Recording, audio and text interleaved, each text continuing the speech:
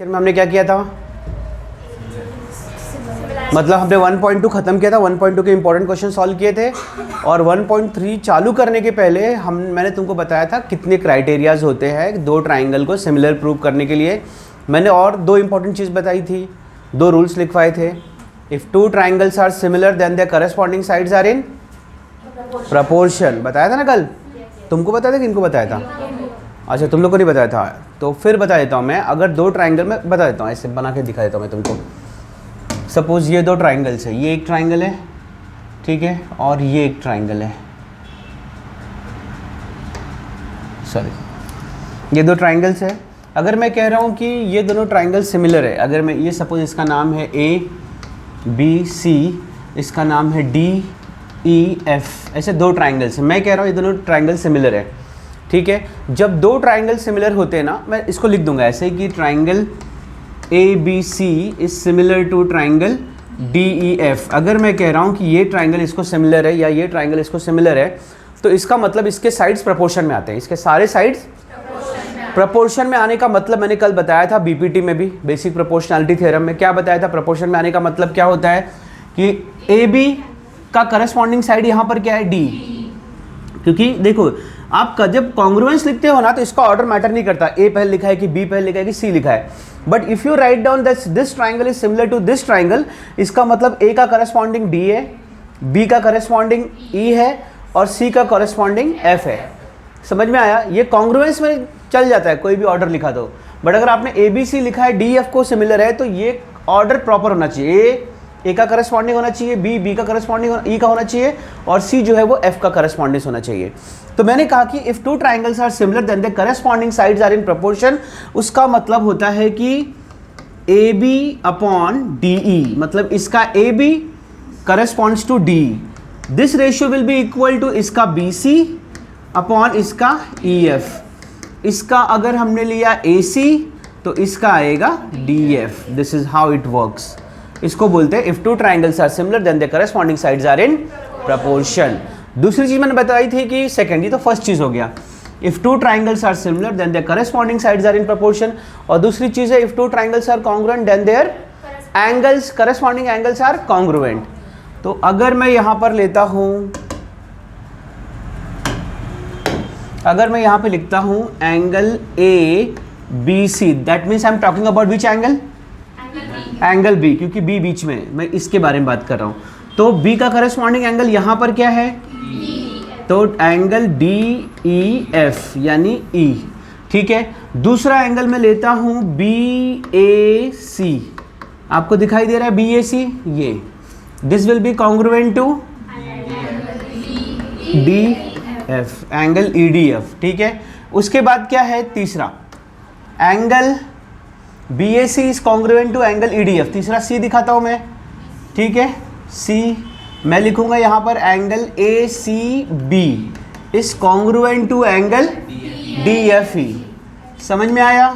तो ये दो चीजें बहुत इंपॉर्टेंट होती जब मैं कहता हूं कि टू ट्राइंगल्स आर सिमिलर। क्या बोला मैंने? If two triangles are similar then the corresponding sides are in proportion and the corresponding angles are congruent. बोल के दिखाओ, क्या बोला मैंने? ध्यान नहीं है, तुम बोल के दिखाओ। ध्यान नहीं, दिमाग कुछ और सोच रहा है। If two triangles are similar, the sides are in equal proportion, and the corresponding angles are congruent. Correct. फिर से सुन लो एक बार, ये लोग एब्सेंट है ना, जो कुछ और सोच रहे थे कि घर पे क्या पक रहा है और मेरा दोस्त क्या कर रहा होगा, ये सब भूल के अब यहाँ पे आ जाओ। और मैं फिर से बता रहा हूँ कि अगर दो ट्राइंगल सिमिलर होता है तो उनके जो साइड्स होते हैं वो प्रोपोर्शन में होते हैं, करस्पॉन्डिंग साइड्स। मतलब AB का करस्पॉन्डिंग क्या है? D, BC का करस्पॉन्डिंग क्या है? EF, और AC का करस्पॉन्डिंग क्या है? DF। ये जो रेशियोज रहेंगे इक्वल आएंगे, और इसी को हम बोलते हैं that the corresponding sides are in proportion. Second point मैंने बताया, if two triangles are similar then the corresponding angles are. अगर दो ट्राइंगल सिमिलर रहेंगे तो उनके करस्पॉन्डिंग साइड्स कॉन्ग्रुएंट होते हैं, उनके करस्पॉन्डिंग एंगल कॉन्ग्रुएंट होते हैं, और करस्पॉन्डिंग साइड्स प्रोपोर्शन में होते हैं। ये क्लियर हो गया? चलो आगे बढ़ते हैं। सेकंड पेज लेते हैं, इसको ब्लैक कलर से फिल करते हैं, और ये कलर लेते हैं। आते एक्सरसाइज पे। अब हम सॉल्व करने वाले हैं कुछ इंपॉर्टेंट क्वेश्चन प्रैक्टिस सेट 1.3 से। Is this visible in the screen? अब इसका मैं सबसे पहले फर्स्ट क्वेश्चन ही करता हूँ, बहुत इंपॉर्टेंट क्वेश्चन है, अच्छा क्वेश्चन है, ठीक है, जो आपको देखते किसको किसको आता है किसको नहीं आता, फिर हमको समझेगा कि ये इंपॉर्टेंट है या डिफिकल्ट है या इजी। इंपॉर्टेंट तो है, अब डिफिकल्ट है या इजी आपके ऊपर डिपेंड करता है कि आपको आता है या नहीं आता है। सो दिस इज ट्राइंगल, इसको नाम बाद में लिखना पड़ेगा बिकॉज मैंने अभी स्ट्रेट लाइन लिया हुआ है सर, ठीक है। अच्छा यहाँ पे देखो, now let me take this is A, this is A, I think this is B, this is C, this is D, this is E, और यहाँ पर दो एंगल्स भी हमको दिए गए डायग्राम में। क्वेश्चन नंबर फर्स्ट सॉल्व कर रहा हूँ, याद रखो 1.3 का फर्स्ट वन। तो यहाँ पर हमको दिया गया है कि एंगल बी जो है वो 75 डिग्री है, एंगल बी जो है 75 डिग्री, और यहाँ पर एंगल डी भी जो है वो, तो यहाँ पर उसने क्वेश्चन क्या पूछा, उसने ये पूछा है कि ये बताओ कि इस फिगर में कौन से दो ट्राइंगल सिमिलर है, और अगर वो सिमिलर है तो किस टेस्ट से सिमिलर है, और तीसरा ये भी पूछा है कि उसने ये भी पूछा है हमको कि अगर वो सिमिलर है तो उसका 1-to-1 करस्पॉन्डेंस लिखो। अब 1-to-1 करस्पॉन्डेंस का मतलब क्या होता है मैं प्रॉब्लम सॉल्व करने के टाइम आपको बताऊंगा मैं। तो पहले हम लोग को ये लग रहा है कि ABC और DEC सिमिलर हो सकते हैं, कुछ ऑब्जर्वेशन से मुझे लग रहा है कि सिमिलर हो सकते हैं। अब वो ऑब्जर्वेशन मैं यहाँ लिख के दिखाऊंगा। सबसे पहले मैं लिखूंगा in triangle ABC and triangle DEC। अच्छा, अभी यहाँ पर करस्पॉन्डेंस होना जरूरी नहीं है क्योंकि अभी तक मैंने प्रूव नहीं किया कि वो सिमिलर है, बट एक बार मैंने प्रूव कर दिया तो मैं ये ऑर्डर में लिखूंगा या नहीं लिखूंगा, ये डिपेंड करेगा। मतलब अगर A का करस्पॉन्डेंस D होगा, B का करस्पॉन्डेंस E से होगा और C का करस्पॉन्डेंस C से होगा, तब ये ऑर्डर सही है, अदरवाइज मैं इसको चेंज करूंगा, ठीक है। अभी फिलहाल तो मुझे ये मिल रहा है कि एंगल ABC यानी B is congruent to angle CDE। क्यों CDE? क्योंकि B 75 और D 75 है, B और D की बात कर रहे हैं हम लोग। यहाँ पर रीजन लिखना पड़ता है आपको, आप लिखोगे ईच 75 डिग्री, ठीक है। दूसरी चीज, अब मैं लिखूंगा दोनों में ना, यस किसने कहा ये बात, वेरी गुड, C जो एंगल है ना वो कॉमन एंगल है, मतलब वो DEC में भी है, DCE में भी है और ACB में भी है। तो हम यहाँ पर लिखेंगे angle ECD is congruent to, दो बार एंगल आ गया, मैं एक मिटा देता हूँ, ठीक है। अब यहाँ पे देखो angle ECD will be congruent to ACB, angle ACB इसको हम लिखेंगे कॉमन एंगल। तो मैंने आपको एक क्राइटेरिया बताया था, अगर किसी ट्राइंगल में अगर दो एंगल इक्वल आ जाता है या कॉन्ग्रुएंट आ जाता है, इसका मतलब क्या है, AA टेस्ट से हम लोग प्रूव कर सकते हैं कि वो कॉन्ग्रुएंट है, ठीक है। चलो, तो हमको दो चीज़ें मिल गई, तो अब हम लिखेंगे triangle dash and triangle dash are similar. Let us write down the name of those triangle. अब हमको करस्पॉन्डेंस चेक करना है। देखो C को कॉन्ग्रुएंट है, ठीक है, और B जो है वो D को कॉन्ग्रुएंट है, समझ में आया। अगर मैं यहाँ पे लिखता हूँ, पहले लिख देता हूँ ट्राइंगल ABC, तो B किसको करस्पॉन्ड कर रहा है, D को, है ना, D को, तो मतलब D बीच में आना चाहिए। तो मैं यहाँ पे पहले लिखूंगा EDC, समझ में आया आपको। ये लिखना बहुत जरूरी है कि A का करस्पॉन्डेंस किससे है, E से। दिखने में ऐसा लग नहीं रहा, तुमको लगता रहेगा कि अरे A मतलब D और E मतलब B मतलब E, बट ऐसा नहीं है। देखो, अगर B D को करस्पॉन्ड कर रहा है और C को कर रहा है, तो E किसको करस्पॉन्ड करेगा, A को, समझ में आया। तो ये ऑर्डर में अगर आप नहीं लिखते हो तो गलत है, क्योंकि जब आप इस ऑर्डर में लिखोगे तभी तो उसका 1-to-1 करस्पॉन्डेंस लिख पाओगे। 1-to-1 करस्पॉन्डेंस किसका, साइड का और एंगल का। तो मैंने बताया if two triangles are similar then their sides are in proportion. Let us write down in proportion.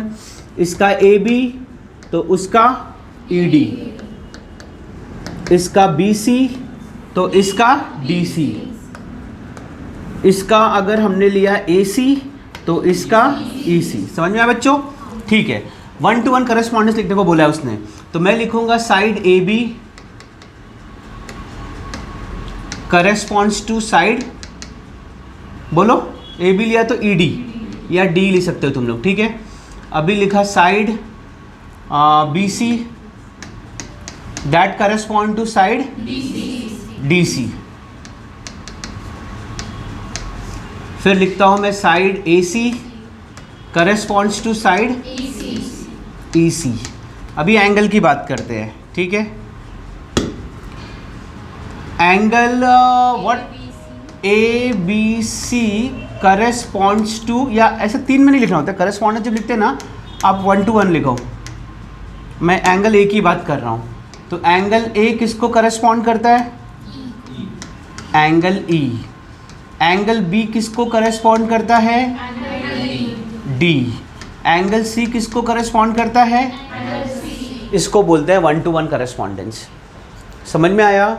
तो ये क्वेश्चन अगर आपको आया तो 3 मार्क्स के लिए आएगा, 2 मार्क्स तो प्रूव करने में चला जाएगा, 1 to 1 करेस्पॉन्डेंस लिखने का 1 मार्क्स मिल जाएगा आपको, ठीक है। ऐसा स्टेप मत रखो इसका 1 मार्क्स इसका 1 मार्क्स, ऐसा नहीं होता है। पूरा करेस्पॉन्डेंस के लिए 1 मार्क्स और प्रूव करने के लिए 2 मार्क्स, 3 मार्क्स का क्वेश्चन हो सकता है ये। And this is very important, मैंने इसको बोर्ड्स में आते हुए देखा हुआ है, ठीक है। समझ में आया? चलो नेक्स्ट क्वेश्चन में जाते हैं। चलो नेक्स्ट इंपॉर्टेंट क्वेश्चन मुझे लग रहा है कि ये 4th होना चाहिए, ठीक है। तो 4th का मैं डायग्राम बना देता हूँ इसको ना, हर क्वेश्चन का तो तुम ये कर दिया करो। तो ये है हमारा एक्सरसाइज प्रैक्टिस सेट 1.3 का question number 4। I will write down here 1.3 का question number 4 which is again an important question जो एग्जाम में आ सकता है, ठीक है। अब यहाँ पे देखो, यहाँ पे हमको एक ट्राइंगल दिया हुआ है जिसका नाम है ABC। अंदर 2 परपेंडिकुलर्स दिए हुए हैं, ठीक है। एक है AB, दूसरा है BQ। उनके लेंथ भी दिए हमको, दोनों परपेंडिकुलर का लेंथ दिए हुए हैं। AP का लेंथ 7 दिया हुआ है देखो, और BQ का लेंथ 8 दिया हुआ है। And also we are given the length of the base of this triangle that is BC and it is given to be 12। अच्छा, गिवन इंफॉर्मेशन क्या दिया गया हम लोगों को कि इसमें AP is perpendicular to BC और BQ is perpendicular to AC, और उसने ये भी बताया कि B', यानी BPC एक लाइन में आते हैं और उसी तरह से AQC भी एक लाइन में आता है। ये चीज़ें हमको बताई गई हैं।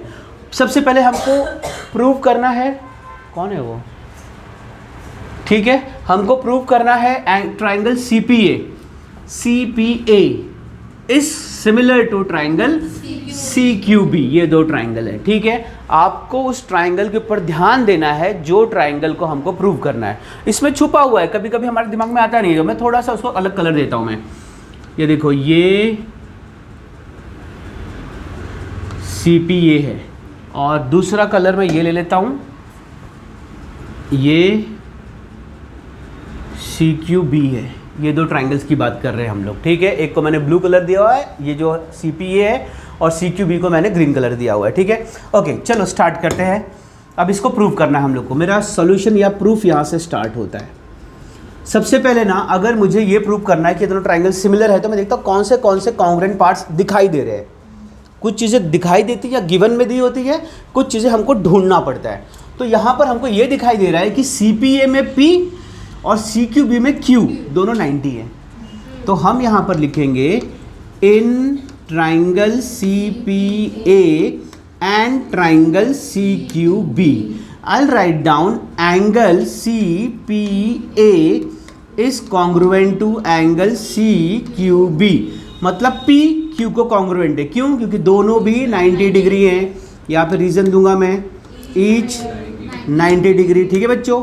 अभी दूसरी चीज़ क्या है, एक और एंगल मुझे दिखाई दे रहा है, नाम बताओ।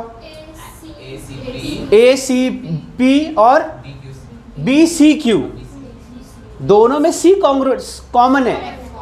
आप ACP में देखो C वही C है, सेम C है, और CQB में भी देखो वही C है, तो कॉमन एंगल। तो हम यहाँ पे लिखेंगे angle ACP is congruent to angle BCQ। इधर लिखोगे आप कॉमन एंगल है, ठीक है। अच्छा, मैं एक चीज़ कुछ तो बताना था मुझे, मैंने अभी सोचा था पर याद नहीं आ रहा है मुझे। ACP मैं क्या बताना था मुझे, ठीक है, बाद में याद आएगा तो बता दूंगा मैं। अभी तीसरी चीज़ मुझे क्या हो गया, अभी 2 एंगल्स मिल गए ना। तो मैंने आपको बताया था कि अगर किसी भी 2 ट्राइंगल में अगर आपको 2 एंगल कॉन्ग्रुएंट मिल जाते हैं तो इसका मतलब क्या है, दोनों ट्राइंगल सिमिलर है बाय AA टेस्ट, ठीक है। चलो लिख देते हैं इसको, ट्राइंगल। अब इसका ये लिखना बहुत ज़रूरी, ऑर्डर प्रॉपर लिखना बहुत ज़रूरी है। तो ऑर्डर क्या है बताओ, C का करस्पॉन्डेंस क्या है उसमें, C का करस्पॉन्डिंग C है, तो C से दोनों को स्टार्ट कर, चलो C, ठीक है। ऐसा ज़रूरी नहीं कि आप ए से स्टार्ट करो या किसी सी से स्टार्ट कर देते हैं हम लोग कि दोनों में सी कॉन्ग्रुएंट है। यहाँ आप लिखते हैं सिमिलर टू ट्राइंगल सी। दूसरा क्या करस्पॉन्डेंस था, इसका P और इसका Q। अच्छा हाँ, मैं ये बताने जा रहा तभी क्या, अगर मैंने यहाँ पे CPA पहले लिखा हुआ है और यहाँ पे CQ भी बाद में लिखा हुआ है, तो जो ये एंगल लिखते हैं हम लोग ना, तो CPA के नीचे CPA वाले एंगल ही आने चाहिए। जैसे CPA, ये CPA वाला पार्ट है, ACP वाला पार्ट है। जब हम कभी पेपर चेक करते हैं तो हमको क्या मिलता है पता है क्या, बच्चे जो है ना ये CQ भी कभी कभी यहाँ लिख देंगे, CPA यहाँ लिख देंगे, but that is not correct order. आपको ट्राइंगल CPA के नीचे उसके ही पार्ट लिखने चाहिए और ट्राइंगल CQB के नीचे उसके पार्ट। तो ये एक्सचेंज नहीं करना, ये मैं बताना चाह रहा था। अच्छा दूसरी चीज़, अब CC करस्पॉन्डेंस है, दूसरा करस्पॉन्डेंस क्या, इसका P और इसका Q। इसका P लेते हैं, इसका Q। अब एक एक चीज़ें बच गई, डायरेक्ट लिख दो। इधर क्या बच गया A, यहाँ पे क्या बच गया B। ये हमने पहले भी उसी ऑर्डर में लिखा था, अभी भी उसी ऑर्डर में लिख दिया हमने। अच्छा दूसरी चीज़ उसने क्या बोला है कि ये पूछा है कि ये प्रूव करो, या मैंने प्रूव कर दिया। हमको लिखना कौन सी क्राइटेरिया से, बाय। अब उसने ये करस्पॉन्डेंस और इंडेक्स नहीं पूछा है, अब वो क्या बोल रहा है कि आप AC निकाल के दिखाओ। अगर ये सिमिलर है ना तो AC निकाल के दिखाओ, और कुछ वैल्यूज़ हमको दिए गए हैं। हमको BC का वैल्यू दिया है, हमको AP का वैल्यू दिया और CQ का वैल्यू दिया है। तो अब आपको क्या करना है, अगर ये दोनों ट्राइंगल सिमिलर हैं तो उनके साइड क्या आते हैं, करस्पॉन्डेंस में आते हैं। उनके साइड का जो रेशियो है वो इक्वल होता है, प्रपोर्शन में रहते हैं इनके साइड। तो अगर प्रपोर्शन में रहते हैं फिर रिक्वायरमेंट क्या है, CP की रिक्वायरमेंट है क्या, कोई वैल्यू दिया है CP का, हाँ दिया है। तो अगर मैंने इसका CP लिया तो इसका क्या आएगा CQ। अगर इसका CP लिया इसका क्या आएगा, इसका अगर मैंने PA लिया, क्या लिया, तो इसका क्या आएगा QB। और अगर मैंने इसका AC लिया तो इसका क्या आएगा, मुझे निकालना है क्या AC, मतलब ये वाला पार्ट मुझे ज़रूरत है। और मुझे CP दिया है क्या, CQ दिया है क्या, नहीं दिया है। PA दिया है, PQ भी दिया है। तो मेरा रिक्वायरमेंट, मेरी ज़रूरत यहाँ पे पूरी हो जा रही इन दोनों में। मैं इसको यूज़ ही नहीं करूँगा, ये दोनों लूँगा मैं, और यहाँ पे मैं लिखता हूँ। अभी आगे की चीज़ मैं यहाँ पे लिखता हूँ। ये पार्ट विजिबल है बोर्ड इसमें, स्क्रीन में, तो मैं यहाँ पे लिखूँगा PA upon QB is equal to AC upon BC। Values जो मालूम है डाल दो वहाँ पर, ठीक है। कौन से वैल्यू मालूम है वो डाल दो। तो मुझे मालूम है PA का वैल्यू 7 है, मुझे मालूम है QB का वैल्यू 8 है, मुझे मालूम है BC का वैल्यू, AC पता नहीं, BC कितना है 12, ठीक है। अब आप 12 वहाँ लेके चले जाओ, वो आ जाएगा 7 × 12 upon 8 is equal to AC, ठीक है बेटा। अब यहाँ पर देखो, अब यहाँ पर हम लोग कैंसिल कर सकते हैं, 4 2s और 4 3s। तो मुझे AC का वैल्यू क्या बच गया, 7 3s अपॉन, इसको 2 से डिवाइड किया तो 10.5, तो AC भी मुझे आ गया 10.5। सारी चीज़ें कवर हो गई हैं, उसमें कवर हो रही हैं, कुछ ऐसा तो नहीं जो कट रहा है, नहीं ना, ठीक है। तो समझ में, बहुत इंपॉर्टेंट क्वेश्चन है 3 मार्क्स के लिए, वापस 3 मार्क्स के लिए। तो मैंने कल आपको, जब मैं लेक्चर मैंने ये भी बताया था कि अगर आपको इसके बड़े प्रॉब्लम स्किप करने हैं तो आपको सारे के सारे थ्योरम्स लर्न होने चाहिए। तो मैं इसको अभी फ़िलहाल ऐसे ही रख देता हूँ मैं, और आप नहीं स्टार्ट हुआ, क्या हुआ तुम्हारी आँख को, क्या हुआ, तो क्यों इसको ऐसा बंद कर रहा है बार बार। चल ठीक है, यहाँ पे देखो बच्चों, अब ये क्वेश्चन है प्रॉब्लम सेट, आई मीन क्या बोलते हैं इसको, प्रैक्टिस सेट 1.3 का 5th प्रॉब्लम। ये भी इंपॉर्टेंट है, मतलब गारंटी तो नहीं, बट ऐसे क्वेश्चन आ सकते हैं। ऐसे क्वेश्चन आया नहीं है बट मुझे ऐसा लग रहा है कि आ सकता है, ठीक है। तो इसमें करना क्या है, क्वेश्चन को समझो। एक ट्रेपेजियम दिया है, आप ट्रेपेजियम फिगर समझते हो ना। ट्रेपेजियम एक ऐसा एक क्वाड्रिलेटरल होता है। क्वाड्रिलेटरल का मतलब होता है जिसके 4 साइड होते हैं। एक ऐसा क्वाड्रिलेटरल है जिसके एक पेयर ऑफ साइड पैरेलल होते हैं, एक ही साइड, और 2 नॉन पैरेलल होते हैं, इसको हम ट्रेपेजियम बोलते हैं, ठीक है। एक अपोजिट साइड का जो पेयर है वो पैरेलल होता है, दूसरा पैरेलल नहीं होता है। तो ऐसा एक ये फिगर है। अब इसमें हमको बताया गया है कि ये जो PQ है ना वो RS को पैरेलल है, और ये यहाँ पर AR अपॉन, मतलब AR is equal to 5 times of AP। ये जो ये वाला पार्ट है ना, ये AP का 5 टाइम्स, वैसे दिख नहीं रहा है कि इसका 5 टाइम है, लेकिन है, ठीक है। और AS दिख रहा है आपको, AS AQ का 5 टाइम्स है। तो उसने बोला आप ये प्रूव करो कि SR जो है वो PQ का 5 टाइम्स है। ये बहुत आसानी से हो जाएगा अगर हमने ये प्रूव कर दिया कि यहाँ पे दो ट्राइंगल्स दिख रहे हैं हमको, एक दिख रहा है SAR और दूसरा दिख रहा है PAQ। अगर हमने ये प्रूव कर दिया कि SAR is similar to PAQ, ये ट्राइंगल अगर इसको सिमिलर प्रूव कर दिया तो हम लोग ये कह सकते हैं कि इसके साइड प्रोपोर्शन में आएंगे, और साइड प्रोपोर्शन में आएंगे तो AR अपॉन AP का जो रेशियो रहेगा, SA अपॉन AQ का जो रेशियो रहेगा, वही रेशियो SR और PQ का रहेगा। मैंने जो बोला बहुत सारे लोग समझ रहे होंगे और कुछ लोग अपने मन में कुछ विचार कर रहे होंगे, तो विचार निकालो और यहाँ पे ध्यान दो, ठीक है। अब यहाँ पे देखो बच्चों, सबसे पहले मैं स्टार्ट करता हूँ। गिवन जो लिखा है मैंने यहाँ पे लिख दिया, सपोज टू प्रूव दैट मैंने यहाँ पे लिख दिया है। मैं डायरेक्ट स्टार्ट कर रहा हूँ प्रूफ से। प्रूफ में क्या करना है मुझे, इसमें से कोई मुझे बता सकता है कि ये दोनों ट्राइंगल को मैं कैसे प्रूव करूँगा कि वो सिमिलर आएगा? कहाँ दिया है साइड? ये साइड से कॉन्ग्रुएंट दिया, कहाँ दिया है? वर्टिकली अपोजिट एंगल और कॉमन एंगल। कौन सा कॉमन एंगल कौन सा है? और वही वर्टिकली अपोजिट एंगल है। कुछ भी, सबसे पहले हमको ये दिया गया है ऑल्टरनेट। जिसने भी ऑल्टरनेट बोला वो बहुत सही बोला है। PQ इज पैरेलल टू हमको दिया गया है RS। मुझे बोला गया है कि PQ is parallel to RS, और अगर हम लोग ये मान लें कि QS और PR जो है ट्रांसवर्सल है, जिनको ऑल्टरनेट एंगल समझता है ना, उनको ये पता होगा कि ऑल्टरनेट एंगल किससे बनता है? दो पैरेलल लाइन और एक ट्रांसवर्सल से बनता है, ठीक है। तो ये वो दो पैरेलल लाइन है, और सपोज PR जो है वो ट्रांसवर्सल है, तो ये वाला angle will be common to this angle, ठीक है। हम लोग लिखेंगे PR and QS are transversal, ठीक है। तो एंगल QPA, पहले ये वाला ट्राइंगल लेते हैं हम लोग लिखेंगे angle QPA is congruent to ARS, is congruent to angle ARS। दूसरा, जब मैं इस तरफ लूंगा, मैं अगर जब QS ट्रांसवर्सल आएगा, पैरेलल लाइन क्या है? PQ और SR। अब ट्रांसवर्सल कौन सा? ये, तो Z कौन सा बना रहा है? ये वाला एंगल और ये वाला एंगल। तो angle PQA, angle PQA is congruent to angle ASR, angle ASR। समझ में आया? इसको हम बोल देंगे कि ये इक्वेशन 1 है, दोनों मिला के इक्वेशन 1 है, ठीक है। अब आगे बढ़ते हैं। ट्राइंगल प्रूव करना है हमें, तो ये नहीं प्रूव करना, हमको ट्राइंगल प्रूव करना है। तो हम लिखेंगे in triangle APQ, in triangle APQ जो कि ऊपर वाला ट्राइंगल है, देखो ये वाला APQ, एंड ट्राइंगल, अगर मैंने AP की तरफ गया ना तो मुझे इस तरफ आना होगा ARS। क्यों ऐसा किया मैंने? अगर मैं APQ के साइड गया तो ARS पे क्यों आया? क्योंकि P जो है वो R को कॉन्ग्रुएंट है, P S को कॉन्ग्रुएंट नहीं है, तो मुझे यहाँ पर आना पड़ेगा। समझ में आया? ARS। तो इसमें मैं यही दो चीज़ वापस लिख दूंगा कि इन दोनों ट्राइंगल में ये दोनों एंगल्स कॉन्ग्रुएंट है फ्रॉम 1।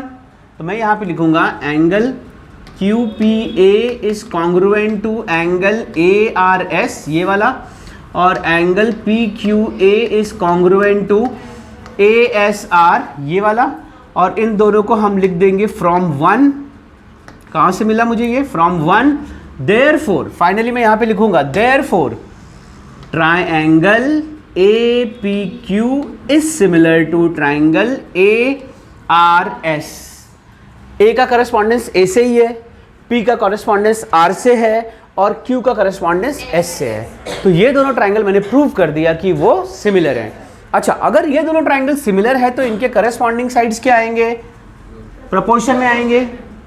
तो मुझे ज़रूरत किसकी है? देखो यहाँ पर AR और AP यूज़ किया गया, AS और AQ, तो तीनों की ज़रूरत है एक्चुअली, ऐसे देखा जाए तो मैं पहले यहाँ पर AB लिख देता हूँ। अगर मैं ये लिखा ना AR is equal to 5AP, तो अगर मैं लेता हूँ ना AR is equal to 5AP, और अगर मैं 5 वहाँ लेके जाता हूँ तो 1/5 हो जाएगा, और यहाँ पर पहले से क्या है? AP और AR इसके नीचे आ जाएगा।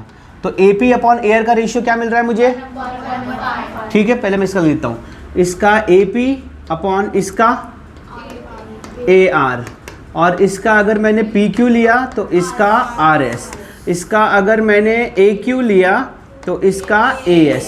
ठीक है बच्चों, अभी मुझे ये पता है कि AP कितना है? 1/5, और सेम चीज़ इसके साथ भी है, देखो ए एस और ए की के साथ ये वाला भी, ठीक है। तो एक ही लिखते हैं हम लोग 1/5, खाली इसका हम दोनों इसको कंपेयर करते खाली बस, क्योंकि इसका वैल्यू भी 1/5 आ रहा है, is equal to P Q upon R S. अगर मैं क्रॉस मल्टीप्लाई करूँ तो आर एस कहाँ जाएगा, वहाँ पर आर एस 1 जा, देयरफॉर मैं इसको येलो कलर से लिखता हूँ ताकि आपको समझ में आए। देयरफॉर आर एस 1 जा और 5 इंटू, यही मुझे प्रूव करना है। देखो ऊपर यहाँ पर खाली एस आर लिखा हुआ है, आर एस पे एस आर, उसका कोई मतलब नहीं है। S R is equal to 5 P Q, R S is equal to 5 P Q. तो ये इंपॉर्टेंट क्वेश्चन है जो एग्जाम में आने का चांसेस है, इसको अच्छे से समझ लो, इसको यहाँ पे पॉज कर लो और अच्छे से सारी चीज़ें कॉपी कर लो, ठीक है। तो ये क्वेश्चन नंबर कितना है, ये टेक्स्ट बुक का 7वां है, 1.3 का 7th क्वेश्चन है। और ये एक भयानक सा डायग्राम है, ये लग रहा है कुछ ऐसा कुछ काटने का रहता है ना, उस तरह का डायग्राम अगर आ गया तो समझ लो ये इंपॉर्टेंट क्वेश्चन है। ये बोर्ड में तुमको दिखाई दे सकता है और ये आता है 3 से 4 मार्क के लिए, 3 मार्क के लिए आएगा मुझे लगता है। 4 मार्क का क्वेश्चन अभी हमने सॉल्व नहीं किया, एक भी हो सकता है 4 मार्क का भी आ जाएगा, ठीक है। अच्छा एक चीज़ देखो यहाँ पर, अब यहाँ पर इसके नाम क्या है, अकबर बिरबल चोर डाकू, ABCD, ठीक है। ये एक पैरेललोग्राम है। पैरेललोग्राम क्या होता है, जिसके अपोजिट साइड पैरेलल और इक्वल होते हैं, दोनों भी पेयर। ये वाला इसको इक्वल और अपोजिट पैरेलल है, ये वाला इसको इक्वल और पैरेलल है। अच्छा इसका जो AB उसमें एक एक्सटेंशन किया गया T तक, मतलब AB को खींच के लाया गया T तक और फिर एक लाइन बनाया गया D से T तक, ठीक है। अच्छा तो यहाँ पर जो है ना आपको ये सारा इंफॉर्मेशन दिया गया है, ABCD is a parallelogram, point E is on BC, line DA intersect AB in point T, prove that कि DE into BE is equal to CE into T, ऐसे प्रूव करना है। तो आपको ना ऐसे 2 ट्राइंगल ढूंढने पड़ेंगे जिसको आप प्रूव कर सकते हो कि वो सिमिलर है। पहले वो ढूंढो, मुझे देख के बताओ कि इसमें कौन से 2 ट्राइंगल, हाँ TBE और करेक्ट, ये 2 ट्राइंगल हम लोग यूज करेंगे इसको प्रूव करने के लिए। तो मैं यहां पे लिखता हूं पहले प्रूफ। तो मैं लिखूंगा सबसे पहले इन ट्राइंगल DEC, कौन सा ट्राइंगल लिया मैंने, एंड ट्राइंगल मैंने कौन सा लिया, DEC लिया, बराबर। तो TEB, ट्राइंगल TEB, ये 2 ट्राइंगल की बात कर रहा हूं मैं, इसके इधर लिख दिया मैंने। तो in triangle DEC and triangle TEB, अब इसको आपको प्रूव करना है सिमिलर है। कम से कम 2 चीज़ें या 3 चीज़ें हमको चाहिए होते, 3 करस्पॉन्डिंग पार्ट या फिर 2 करस्पॉन्ड, अगर एंगल है 2 एंगल में हमारा काम हो जाएगा। अगर 2 एंगल नहीं मिलते तो या तो 2 साइड और 1 एंगल तो कम से कम हमको चाहिए प्रूव करने के लिए, ये दोनों सिमिलर है। अच्छा बेटा कैसा, अब 2 मुझे 1 एंगल तो बता दो मुझे, कम से कम दिखाई दे रहा है, हाँ वर्टिकली अपोजिट एंगल है और जिसका नाम है एंगल DEC। एंगल DEC दिखाई दे रहा है आपको, ये वाला इज कॉन्ग्रुएंट टू इसको, तो that is congruent to angle TEB, यानी ये देखो TEB को कॉन्ग्रुएंट है। दूसरी चीज हमको क्या मालूम है कि ये पैरेललोग्राम है, AB और DC पैरेललोग्राम का पार्ट है, AB पैरेलल है DC को, और ये जो AT है ना ये BT उसी AB का पार्ट है। तो हम लोग ये भी बोल सकते हैं अगर AB पैरेलल है DC को तो इसका मतलब TB भी पैरेलल है DC को, और अगर TB पैरेलल है DC को तो ये वाला एंगल और ये वाला एंगल ऑल्टरनेट एंगल आएगा, क्योंकि अगर ये लाइन इसको पैरेलल है, अगर ये लाइन ऐसे जुड़ रही है तो पैरेलल लाइन को जोड़ने वाली जो लाइन रहती है उसको हम लोग बोलते हैं ट्रांसवर्सल, तो ये वाला एंगल इसको कॉन्ग्रुएंट आएगा। तो उसी तरह से अगर DC पैरेलल है BT को और ये उसका ट्रांसवर्सल है तो ये वाला एंगल इसको कॉन्ग्रुएंट आएगा बाय ऑल्टरनेट एंगल। समझ में आया? तो हम लिखेंगे यहाँ पर angle, what is that angle, DCE। DCE is congruent to angle TBE, लिख दो कोई प्रॉब्लम नहीं है। एंगल यहाँ पर ऑर्डर का मतलब नहीं होता है, खाली C is congruent to B, ये इंपॉर्टेंट। लेकिन जब आप इसके ट्राइंगल्स के ये लिखोगे ना ट्राइंगल सिमिलर है, उस टाइम पे आपका ऑर्डर प्रॉपर होना चाहिए, लेटर्स का ऑर्डर, ठीक है। अब हम लोग लिखते हैं, चलो कौन सा ट्राइंगल किसको कॉन्ग्रुएंट आ रहा है, सिमिलर आ रहा है। मैं यहाँ पे लिखूंगा ट्राइंगल, मैं सपोज पहला लिख दो, तुम पहला लिख दो DEC लिख दिया मैंने, क्या लिखा, triangle DEC is similar to triangle, यहाँ पे सोचना पड़ेगा D का करस्पॉन्डेंस क्या आएगा, T, E का करस्पॉन्डेंस क्या है, E, C का करस्पॉन्डेंट क्या है, B, TEB। समझ में आया? DEC is similar to TEB, जैसा कि इसने बोला अभी, by which criteria, AA test of similarity, angle test of similarity. ये दोनों सिमिलर प्रूफ हो गए। अगर दोनों सिमिलर प्रूफ हो गए तो मैं लिखूंगा इसके पार्ट्स, करस्पॉन्डिंग पार्ट्स, मतलब if two triangles are similar then their corresponding sides are in proportion. इसका अपन ने D लिया तो इसका क्या आएगा, समझ में आया ना, पहले 2 लेटर, तो इसके पहले 2 लेटर, अब इसके पीछे के 2 लेटर, तो वो equal to EC upon EB। इसका फर्स्ट और लास्ट यानी DC EB। समझ में आया? अब आप यहाँ पर आपको देखना है आपको रिक्वायरमेंट किस चीज़ की है। देखो DE यूज़ हो रहा है, BE यूज़ हो रहा है, CE यूज़ हो रहा है, T, यहाँ तो हम लोग पहुँचे ही नहीं, तो हमको सिर्फ ये दोनों पेयर यूज़ करना है। ठीक है, मैं यहाँ पे फिर से लिख दूँगा, मैं यहाँ पे लिखूँगा DE upon TE is equal to EC upon EB। एनु क्रॉस मल्टीप्लाई कर देता, क्या करना है, इन दोनों को क्रॉस मल्टीप्लाई कर देना है, पंजाबी में बोला मैंने, तो ये आ जाएगा DE इंटू EB, उसने BE लिखा हुआ है उसको, और EC मल्टीप्लाइड बाई T। समझ में आया? Hence proved. Very important question for 3 marks, not 4 marks, 3 marks. ये कितना नंबर क्वेश्चन है, this is question number 9। Very very important, ये मैंने बोर्ड में आते हुए देखा ये क्वेश्चन।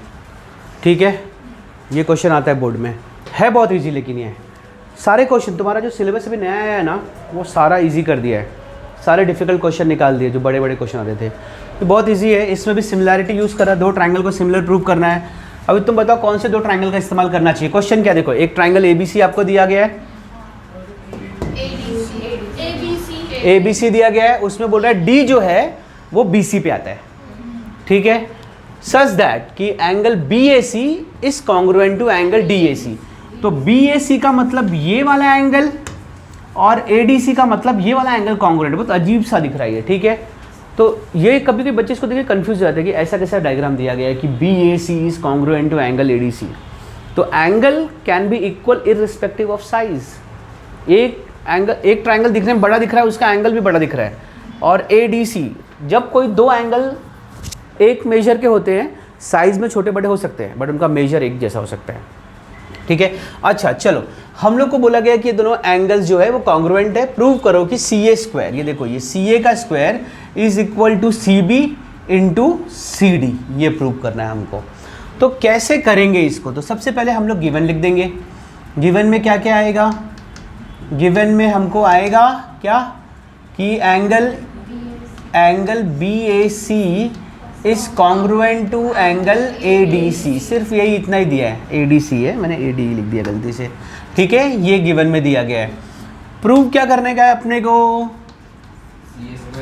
प्रूव दैट, हाँ, CA square is equal to CB into CD। जब आप ना, मैं आपको सजेस्ट करूंगा कि जब भी आप बोर्ड में ऐसे क्वेश्चन सॉल्व करते हो तो try to make a table like this. ऐसा एक टेबल बना लो, जस्ट अ सेकेंड, वापस बनाते हैं। ये पार्ट दिखाई दे रहा है वहाँ का, कहाँ चला गया भाई, ओके, उसको रहने दो वहीं पे, स्लो एंड स्टेडी। ठीक है, कुछ ज़्यादा नहीं हुआ। कैमरे के बाहर जा रहा है, नीचे वाला थोड़ा सा, हाँ ठीक है, कोई प्रॉब्लम नहीं है। अब यहाँ पर देखो, आपको ना एक यहाँ पर साइड में एक कॉलम बना लेना है और एक कॉलम छोटा सा यहाँ पे बना लेना है, and you have to write something over there. अगर आप ये मेथड फॉलो करोगे ना, it will help you lot to improve your presentation. जब भी प्रूफ का प्रॉब्लम आएगा तो प्रूव करना है तो ऐसे क्वेश्चन यूज़ करो। यहाँ पे आपको लिखना है स्टेटमेंट्स और यहाँ पे लिखना है रीज़न। इसकी हैबिट बना लो, पीछे हमने नहीं किया, पीछे वाले क्वेश्चन भी ऐसे करने चाहिए थे, लेकिन अगर आप ऐसे करोगे ना आपको बहुत हेल्प हो जाएगा। ठीक है बच्चों, चलो स्टार्ट करते हैं। तो सबसे पहले हम लोग यहाँ पर लिखेंगे दो ट्राइंगल का नाम, जो ट्राइंगल हमने आइडेंटिफाई किया है। तो एक मैं बोल रहा हूँ कि ABC और दूसरा ADC। तो यहाँ पर मैं लिखूँगा in triangle ABC and triangle ADC। समझ में आया बच्चों? ABC और ADC ये दोनों क्या है? इनको हम लोग कंपेयर करेंगे और प्रूव करेंगे कि ये सिमिलर है। कान में क्यों डाल कर रखा है? ठीक है, चलो अब यहाँ पे देखो, ध्यान दो। अब यहाँ पे देखो ABC, इसमें कौन सा एंगल सबसे पहले हमको कॉन्ग्रुएंट दिख रहा है? इसका BAC, ये देखो हमको दिया है यहाँ पर, इसके ADC को कॉन्ग्रुएंट है। तो यहाँ पे मैं लिख दूंगा, angle BAC is congruent to angle ADC। यहाँ पे आपको रीजन लिखना है, तो आप यहाँ पे लिखोगे गिवन। क्या लिखोगे? गिवन। ठीक है, चलो अब दूसरी चीज क्या है? एक और एंगल है कॉन्ग्रुएंट, बताओ कौन सा है? खुद से बताओ, जो ही बताएगी। ध्यान नहीं है तो बताओ दिव्या। कॉमन एंगल, ये C दोनों में है। ये C जो है ना वो ADC में भी वही C है और ABC में भी वही C है। देखो ABC वही C है, ADC वही C है। तो हम लिखेंगे angle ACB is congruent to angle ACD। इसका रीजन हम लोग लिखेंगे कॉमन एंगल। ये कॉमन एंगल है। फिर दो एंगल मिल गया, हमारा काम हो गया। जब भी किसी ट्राइंगल में दो एंगल हमको कॉन्ग्रुएंट मिलता है तो हम बोल सकते हैं कि वो सिमिलर है। सिमिलर है, किससे सिमिलर है? हाँ, तो करस्पॉन्डेंस लिखना बहुत जरूरी है। Triangle is similar to triangle dash. तो अभी इसका ऑर्डर बहुत इंपॉर्टेंट है। ए किसको कॉन्ग्रुएंट है? तो इसका ए लिया तो इसका क्या आएगा? डी। सी किसको कॉन्ग्रुएंट है? तो सी और सी। यहाँ पर आ जाएगा बी और यहाँ पर आ जाएगा ए। समझ में आया बच्चों? दूसरी, अब यहाँ पर भी हमको रीजन लिखना है। यहाँ पे रीजन हम लिखेंगे, क्या रीजन लिखेंगे? A test of similarity. ठीक है, if two triangles are similar then their corresponding sides are in proportion. तो इन दोनों के प्रोपोर्शनल साइड हम लोग लिखेंगे। मुझे ज़रूरत किसकी है? इसका AC का ज़रूरत है और CB का। चलो पहले हम लोग लेते हैं AC। इसका फर्स्ट टू लिया तो इसका क्या आ जाएगा? DC या CD बोल सकते हैं इसको हम लोग। इसका मैंने BC लिया, पीछे का दो, तो इसका आ जाएगा AC। इससे हमारा काम हो रहा है, हमको तीसरा साइड लिखने की ज़रूरत नहीं है। तो क्रॉस मल्टीप्लाई करो, AC into AC, AC square, और फिर ये आ गया BC इंटू, यही प्रूव करना था ना? CBCD लिखा है बट उसका मतलब है BC और CD, हैंस प्रूव्ड। ठीक है, इसको लिखने का CPCT, corresponding part of similar triangle, CPS लिख सकते हैं हम लोग। ठीक है, corresponding side of similar triangles. हाँ,